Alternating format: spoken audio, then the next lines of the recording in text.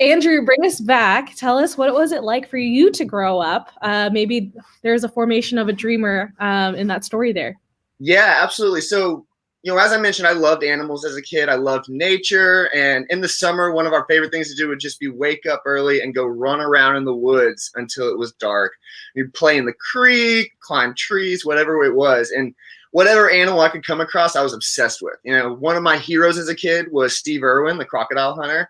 And I would memorize the episodes. And when we would go to the zoo as a family, my goal was to kind of run ahead and be able to say a bunch of interesting facts about whatever animal we were coming up on. And so, I was very lucky as a kid. My parents were always very supportive of that idea and that dream of, connect with nature and run around. And we went camping and did a lot of those things.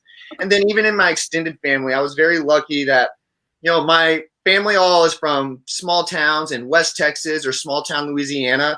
And whenever we would go visit, it was a lot of those same things, particularly my grandfather on my mom's side. When we would go to Louisiana, there was always this love of taking us into the backwoods and showing us things that he saw as a kid and talking to us about how to appreciate it and how to protect it and those sort of ideas. And it always stuck with me. And so I was very lucky to always be reminded as a kid why nature is important in your life, despite having family that were so fast-paced in the oil and gas industry or the post office or wherever they may be working.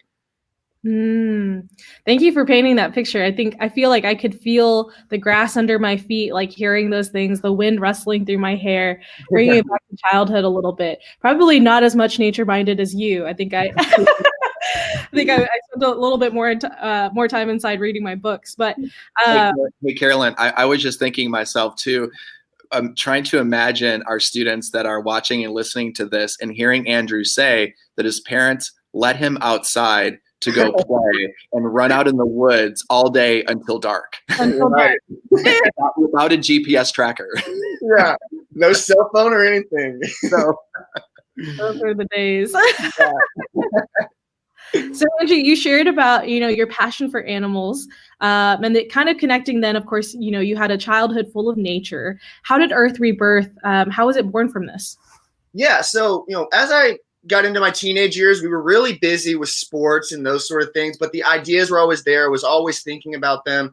And I always had a lot of business ideas that I remember as a teenager kind of thinking that I needed to get to later when I was older. And once I got to college and I was studying environmentalism and zoology, it became very clear that no matter how much you love animals or nature or even, the rainforest, whatever it may be, we have to pay our bills, we have to feed our families, and that is a very fast-paced, chaotic life for most people. And when you're talking about protecting the polar bear or stopping deforestation, when you have to choose between putting dinner on the table, that takes precedent. And it can be very difficult for people to decide, I'm going to save the world from an environmental perspective when they're constantly just focused on the next step for them as an individual or family. And so while in college, it became very clear that, again, my entire family was in industries that were seen, at least in the oil and gas side, as kind of the opposing ideology of what I loved. And it was something that was very clear that my family wasn't against environmentalism, wasn't against anything that I was saying, but we needed outlets that could be applied to our daily lives. And no matter what your political beliefs are, no matter what your job is, no matter how fast-paced your life is, we all need to eat, we all use energy, and we all use water. And so if we can provide those things more effectively as a community or as a family, then we can solve some of the problems both economically at the local level and environmentally at the global level. And so that became the goal, is no matter how much I love animals, the people that are affecting them, us as society, it comes down to the things we need and making sure we manage it properly.